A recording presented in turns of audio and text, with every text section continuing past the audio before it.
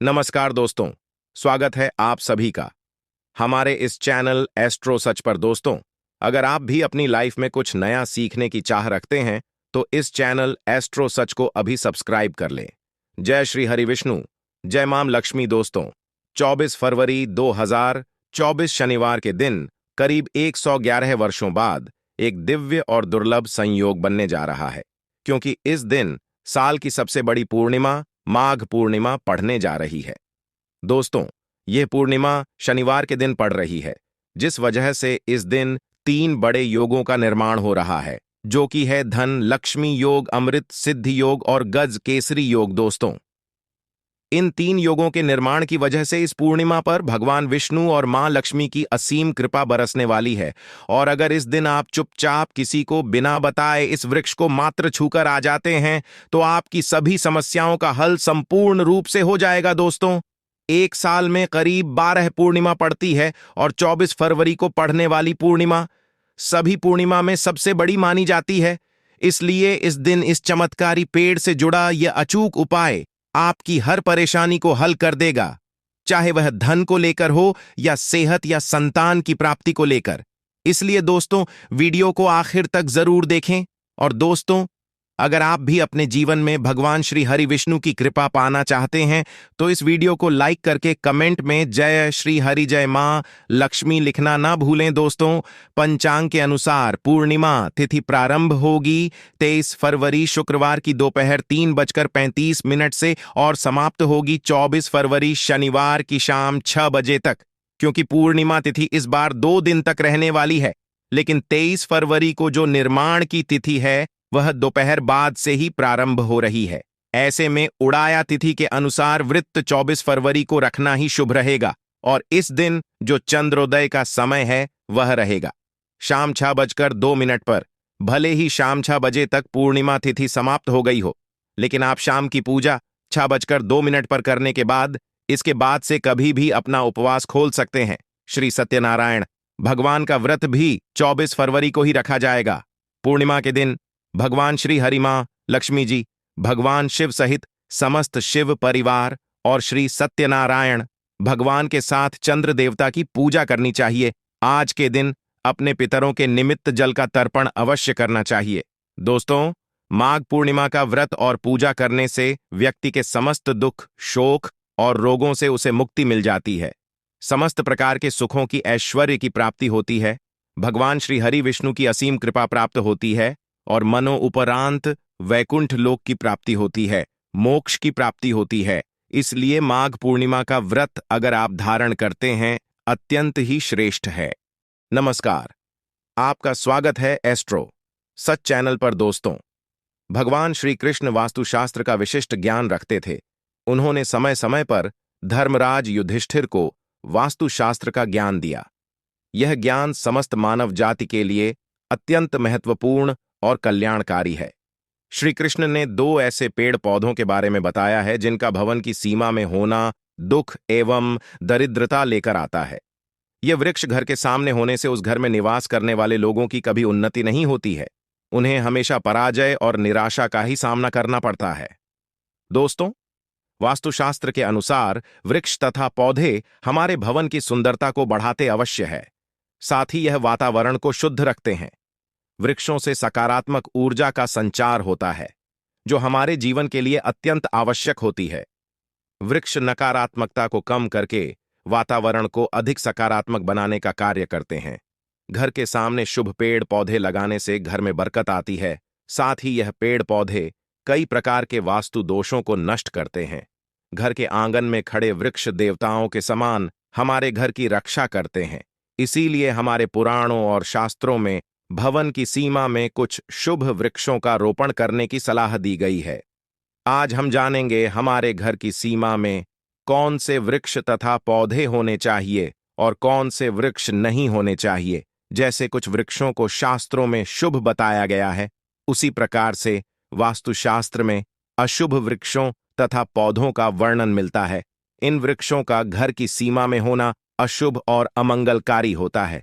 यह वृक्ष घर के सामने होने से दुख तथा दरिद्रता का ही सामना करना पड़ता है। इन वृक्षों के सानिध्य में रहने पर धन का नाश होता है, शत्रुओं में वृद्धि होती है, मनुष्य अपना मान सम्मान तक खो देता है। इसीलिए यदि आपने भी जाने अनजाने में अपने घर के आंगन में अथवा घर के अंदर ऐसे वृक्ष तथा पौधे लगाए हैं तो बिना देरी किए उन्हें तुरंत हटा देना चाहिए। तो चलिए जान लेते हैं मनुष्य को कौन से पेड़ लगाने चाहिए और कौन से नहीं। सबसे पहला है पीपल का पेड़। किसी जलाशय के समीप पीपल का वृक्ष लगाने वाले मनुष्य को जो फल मिलता है वह सैकड़ों यज्ञों के समान होता है। जब पीपल के पत्ते उस जलाशय में गिरते हैं तो वे पिंड के समान होकर पितरों को तृप्ति प्रदान करते हैं। इससे सभी प्रकार के पितृ दोष समाप्त हो जाते हैं। श्री कृष्ण कहते हैं, जो मनुष्य नित्य स्नान करके पीपल को स्पर्श करता है वह सभी पापों से मुक्त होता है और कभी पराजित नहीं होता है। पीपल को स्पर्श करने से लक्ष्मी की प्राप्ति होती है और उसकी प्रदक्षिणा करने से आयु में वृद्धि होती है। पीपल की जड़ में श्री विष्णु तने में शिव जी और अग्रभाग में ब्रह्मा जी स्थित रहते हैं। सोमवती अमावस्या के दिन पीपल को प्रणाम करने से जो फल मिलता है वह 1000 गायों के दान के बराबर होता है।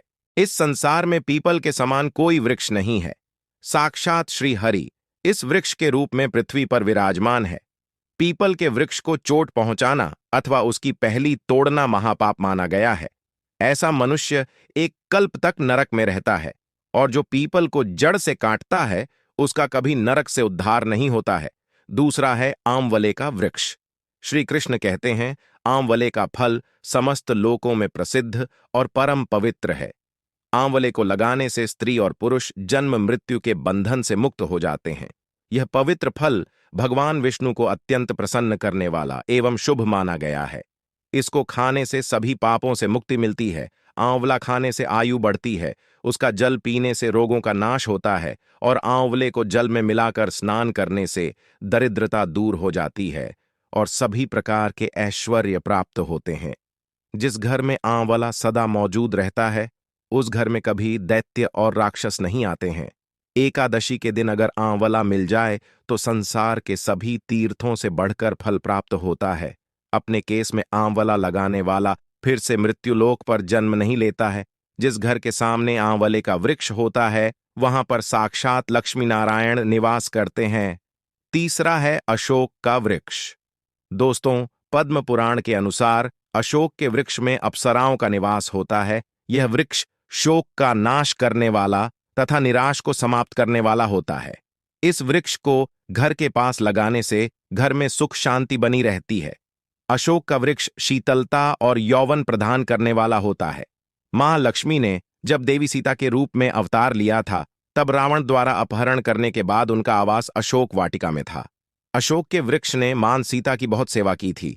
इसीलिए मां सीता ने अशोक वृक्ष को यह वरदान दिया था कि जिस भी स्थान पर यह वृक्ष होगा वहां पर उनका सदैव ही निवास होगा। चौथा है पाकर का वृक्ष। पद्म पुराण के अनुसार प्रत्येक मनुष्य को पाकर का वृक्ष अवश्य लगाना चाहिए। यह वृक्ष लगाने से जो फल मिलता है वह महान यज्ञ के समान होता है। कल युग में मनुष्य यज्ञ नहीं कर पाएंगे, इसीलिए उन्हें एक पाकर का वृक्ष अवश्य लगाना चाहिए। पांचवा है नीम का वृक्ष। पद्म पुराण के अनुसार नीम का वृक्ष लगाने से सूर्य देव प्रसन्न होते हैं। नीम का वृक्ष आयु प्रदान करने वाला माना गया है।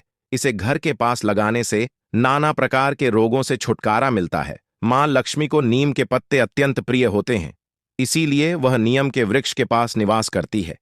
घर के सामने नीम के वृक्ष का रोपण करने से धन संपत्ति की प्राप्ति होती है। छठा है जामुन का वृक्ष। यदि कोई मनुष्य कन्या प्राप्ति की कामना करता है तो उसे जामुन का वृक्ष अवश्य लगाना चाहिए। पद्म पुराण के अनुसार जिस मनुष्य के घर के सामने जामुन का वृक्ष होता है उसके घर में कन्या का जन्म होता है जो कुल का गौरव बढ़ा दी है। सातवां है बेल का वृक्ष। पद्म पुराण के अनुसार बेल के वृक्ष में भगवान शिव और गुलाब में देवी पार्वती का निवास है। इसीलिए अगर बेल के वृक्ष के पास गुलाब का पौधा लगाया जाए तो शिव पार्वती का आशीर्वाद प्राप्त होता है। उस घर में कभी दुख दरिद्रता नहीं आती है, उस घर में कभी अकाल मृत्यु नहीं होती है और कोई स्त्री विधवा नहीं बनती है। अथवा है नारियल का पेड़। नारियल का पेड़ लगाने से पुरुष अनेक स्त्री का पति बनता है। नारियल किसी भी धार्मिक अनुष्ठान का आवश्यक अंग होता है। यह अत्यंत शुभ माना जाता है। घर के आंगन में नारियल का पेड़ होने से उस घर में हमेशा शुभता होती है और उस घर के सदस्यों का समाज में बहुत मान सम्मान होता है। सुंदर पत्नी की कामना करने वाले मनुष्य को अनार का वृक्ष लगाना चाहिए। पलाश का पेड़ ब्रह्म तेज प्रदान करता है, इसीलिए इसका रोपण अवश्य करना चाहिए। वंश वृद्धि और संतान प्राप्ति की कामना करने वाले मनुष्य को अंकोला का वृक्ष अवश्य लगाना चाहिए। अगर मनुष्य किसी बीमारी से पीड़ित है तो उसे खैर का वृक्ष लगाना चाहिए। खैर का वृक्ष लगाने से बड़े बड़े रोग नष्ट हो जाते हैं। यह वृक्ष आरोग्य प्रदान करने वाला होता है। कुंड अर्थात मोगरे के पेट में गंधर्व निवास करते हैं, इसीलिए इस पौधे का रोपण अपने घर के पास करने से कार्यों में सिद्धि और शुभ फलों की प्राप्ति होती है। खासकर कला के क्षेत्र में काम करने वाले लोगों को यह पौधा अवश्य लगाना चाहिए। यदि किसी मनुष्य को चोर और लुटेरों का भी सता रहा है तो उसे अपने घर के पास बैंड का वृक्ष जरूर लगाना चाहिए। यह वृक्ष चोर लुटेरों को भयभीत करता है और घर की रक्षा करता है। चंदन और कटहल के वृक्ष पुण्य और लक्ष्मी प्रदान करते हैं। इन वृक्षों का रोपण करने से दुख दरिद्रता समाप्त हो जाती है। केले का पेड़ भी बहुत शुभ होता है और यह घर में सुख समृद्धि और खुशहाली लाता है। केले के पेड़ में भगवान विष्णु का वास होता है, इसलिए घर में केले का पेड़ होने से घर में धन की कमी नहीं होती है। हर श्रृंगार के पौधे को पारिजात भी कहा जाता है। इस पौधे की उत्पत्ति समुद्र मंथन के समय हुई थी और मां लक्ष्मी भी समुद्र मंथन से ही प्रकट हुई है, इसीलिए पारिजात के पौधे का बहुत अधिक महत्व है। यदि इस पौधे को अपने घर पर लगाते हैं तो आपको मां लक्ष्मी की विशेष कृपा प्राप्त होगी। मनुष्य को कभी भी तार का वृक्ष नहीं लगाना चाहिए। का वृक्ष संतान का नाश करने वाला होता है। जिस घर के पास का वृक्ष होता है उस घर के संतानों की कभी उन्नति नहीं होती है। मनुष्य को कभी भी अपने घर के पास बहेड़ी का वृक्ष नहीं लगाना चाहिए। इस वृक्ष पर प्रेतों का वास होता है। जो मनुष्य बहेड़ी का वृक्ष लगाता है वह प्रेत बन जाता है। इसके नीचे बैठकर कभी पूजा पाठ भी नहीं करना चाहिए। सुंदर पत्नी की कामना करने वाले पुरुष को डाक का पेड़ लगाना चाहिए। अगर किसी मनुष्य को शत्रुओं का भय सता रहा है तो उसे केवड़े का वृक्ष लगाना चाहिए। यह शत्रुओं का नाश करने वाला होता है। तो दोस्तों, इस प्रकार से शास्त्रों में इन पेड़ पौधों के बारे में बताया गया है। उम्मीद है आपको यह जानकारी अच्छी लगी होगी वीडियो को।